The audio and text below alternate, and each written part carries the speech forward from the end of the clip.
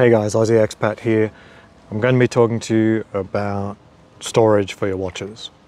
Just kill no discretion, your mind is a weapon. 11-11, it's time for progression. You could try to play, but you're never gonna beat me. Look the other way, what I'm doing ain't easy. Bloody and So our community friend to all of us, the Pontiff, AC3 Archie Luxury, has had his entire watch collection stolen. Sorry about the barking, I'm just in the park. And it's gotten a lot of us questioning what we should do with our own personal security. And this isn't a woulda, shoulda, coulda type thing for Archie. He did everything in the best way that he was capable of, and it was taken from him.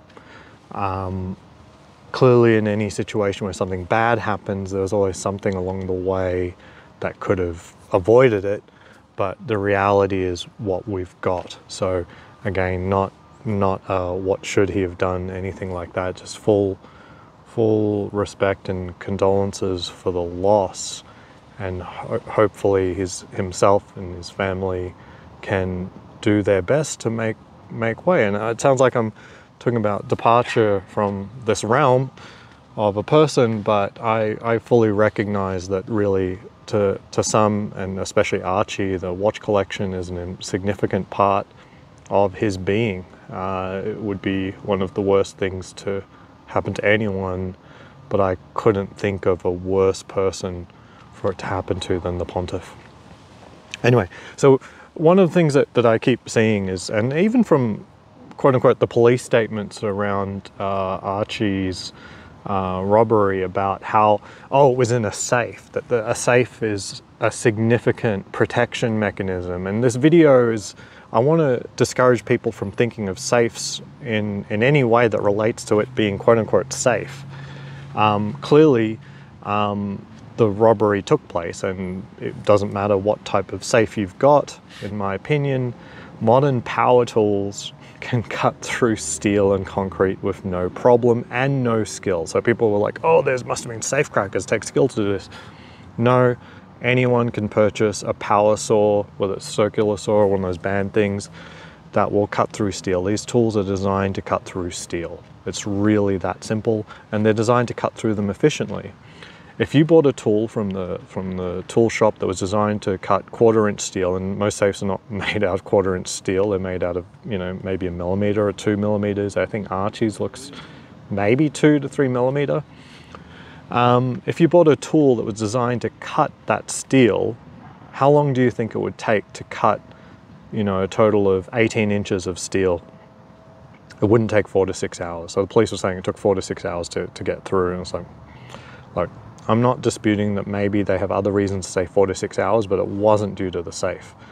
Modern power tools, look up videos, you put a power tool against a safe and it's going to cut a hole in it, and you don't go through the door. So that's another thing too. So you get a power tool, it'll cut a hole through the safe, no problem. You're talking for a modern safe, I think it would take around about 1 minute to cut a nice big porthole in the side. There's videos doing such things with relatively poor safes, admittedly, but it really wouldn't take much more than that with a thicker safe and thicker steel. These things are designed to cut steel and concrete and stuff like that. It's really not a problem.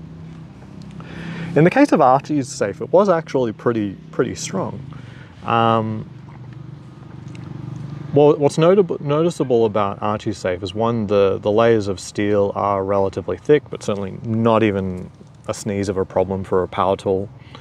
But the amount of concrete was pretty significant, and going through sort of like hybrid materials, a mix of materials, can present some problem, but we're not talking hours here, we're talking minutes. We're talking about the difference between cutting a hole open in 30 seconds versus cutting a hole open in about maybe like 5 or 10 minutes, even for someone completely unskilled in the use of the device. The reality is that safes serve a really good purpose. As someone who's into firearms, and I have children slowly growing up, the purpose of the safe for me is really about making sure that people within the household do not have a way of accessing it easily, that it's not defeatable outside of destructive means. Now, if my kid came inside and started using a power tool on the safe, I would stop them, right? But that's not the same thing that's not the same problem that's presented to a thief. A thief just brings in a power tool, cuts a hole in the side, and that's that. So what the safe ultimately is buying you from a committed, attack is time. So you're talking about whether a watch box is on your shelf inside of your wardrobe or bedside or in your office. You're talking about if you left it outside the safe, they could take it immediately. So it's 0 seconds of deterrence. Or if it's inside the safe, you're talking about 5 minutes of deterrence. Now you could say not everyone's going to bring a power saw. I wouldn't bet on it. If someone's going inside what they perceive to be a wealthy person's property, they could reasonably assume that there's going to be a safe there, and they're going to bring a tool, a power saw, that will cut through it. And is it really a wise thing to do to base your security around what you think they won't bring? It'd be like saying, I assume a motivated armed robber may be armed, but maybe they won't be armed with a gun. Maybe they'll be armed with a knife or something I could fight against or something like that. It's like, no, you should assume the worst and assume that what you're up against is even reasonably capable. I'm not talking about, say, someone who, a safe cracker, someone who really knows what they're doing. We're talking about anyone that has the ability to buy or steal a power saw, or heaven forbid you've got a power saw in your own home, and then just use that. In the past, I would say one of the things you could do with your safe that would improve your ability to keep it intact and increase the time it would take for a robber is to at least not have your safe near a power source. Now in America, where basements are common, it may be possible to, say, put your safe far away from the nearest power source so that the power tool couldn't be used. But these days with lithium ion, I don't think that's really a measure anymore.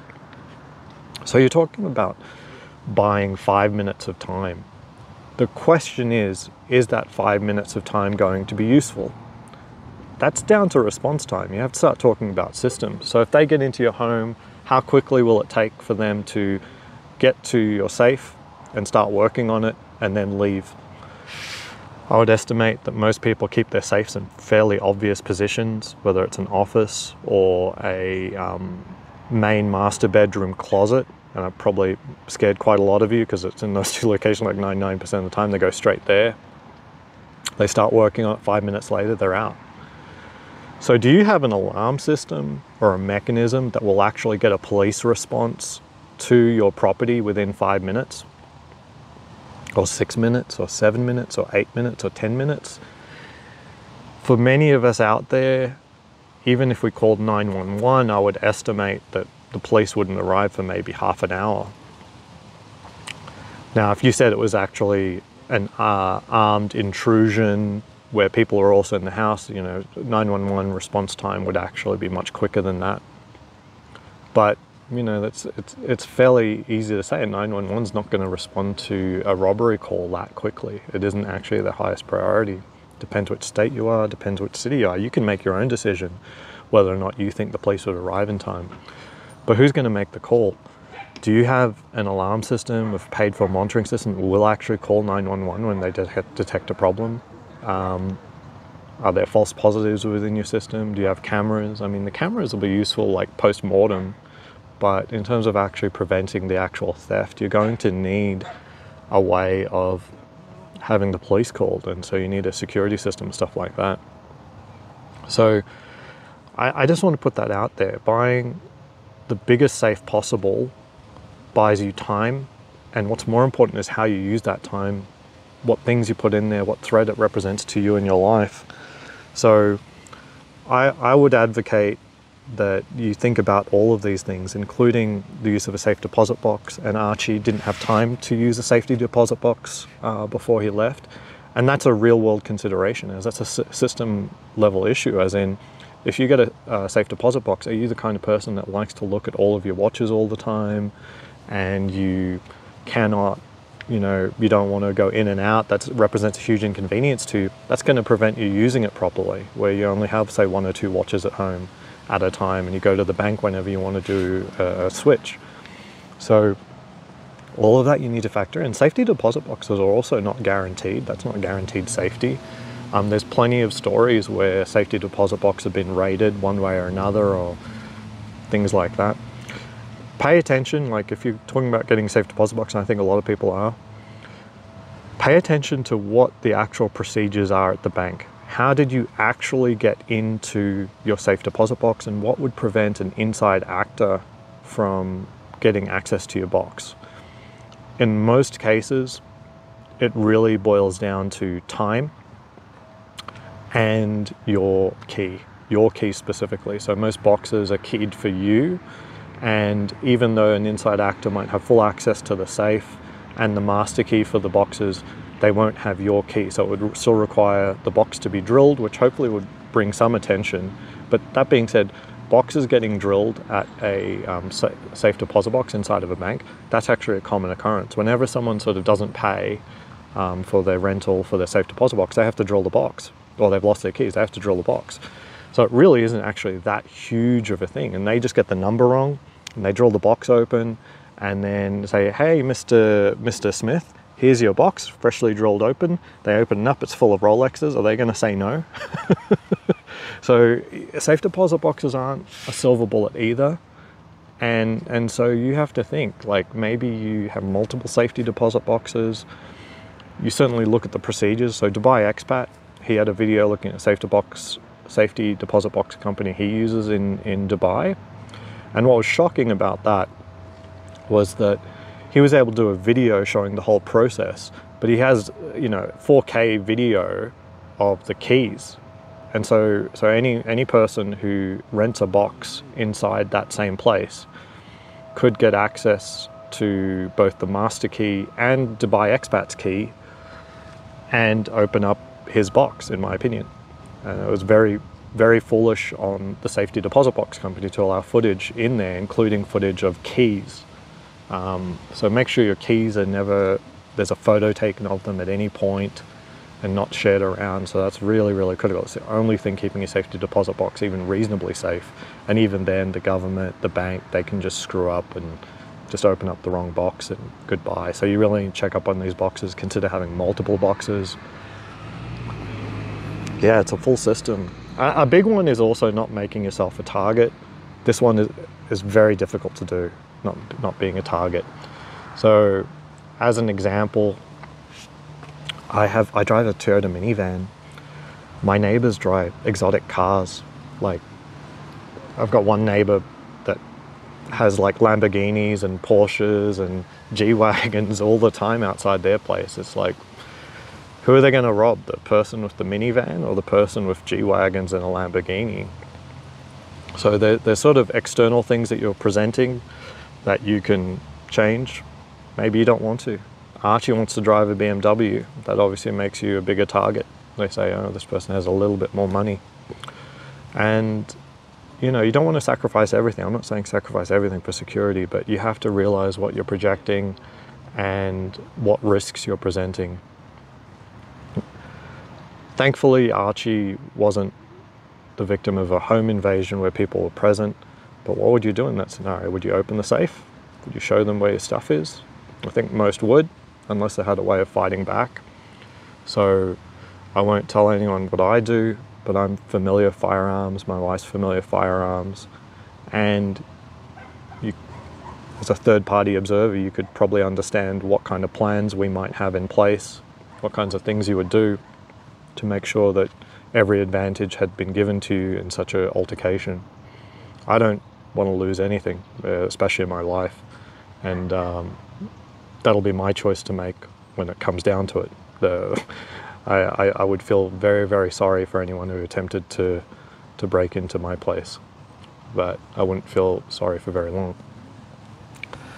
Not a threat, just a reality. That's just the way it is in America. And I think people are a little bit surprised about burglary stats and stuff like that.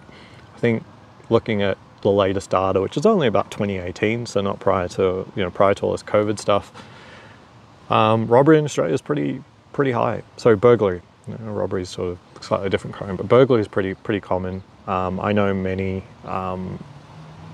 instances of neighbours in Australia that have had their house burgled. Usually they go on holiday or something like that. There's always someone watching. You gotta understand that. Like, there's always someone watching. And maybe it's a personal insider threat where they're not actually watching, they just have knowledge. So for example, you tell someone you're going on holiday. So I don't tell anyone when I'm going on holiday, when the house is going to be vacated. You don't know who they know. So for example, like I don't want to go too deep, but if you have like a relative that has like shady friends that are junkies or something like that, maybe pertinent in this situation, them knowing that you're going on holiday, they may blurt that out to the wrong person, a person you don't trust, a person you likely don't trust, a person that doesn't have the same scruples that you keep within your circle of friends, but they may know and they may blurt that information to someone else. So the reality is more than just buying the right commercial safe, getting a safety deposit box. You have to think about every aspect of your life and the system that keeps you and everything around you protected. When you have to make your choices and make compromises, where you're going to make those compromises. Insurance is obviously an option. A lot of insurance companies are good, some are bad. I hear very good things about the Hodinkee insurance backed by Chubb. I've seen stories in forums where people have lost watches in ways that would be objectively hard to justify as an assessor, as saying like objectively, there's no way this person didn't do some kind of fraud, and so they pay out in very very loose circumstances. So I know an example on the forum where they literally just purchased the watch. They went to their hotel room, they went out, and they came back in the hotel room, and the watch was gone. You know, from an objective perspective, there's no evidence apart from buying the watch that it was taken by anyone in particular. There's no evidence that they didn't just put it somewhere else. So that level of insurance coverage and that level of payout that Hodinkee are doing is very, very good, but it's also very, very pricey. And the trouble I have with it a little is that you may be spending a lot of money and being very cautious about your access to your watches. Like you might take all the precautions, security systems, safes, decoy safes, safety deposit box use, and the Hodinkee insurance doesn't cover for any of that. So even though in reality you might only have like 1 or 2 watches at real risk at any given time, you still have to pay the full premiums on all of your watches, that there's basically no incentive to do the right thing. So I don't know about that. It's a very expensive product if you have an extremely sizable collection. And I would say extremely sizable is like anything more than 3. You know, anything more than what you would have reasonably in your home at one time. All right, that's my take.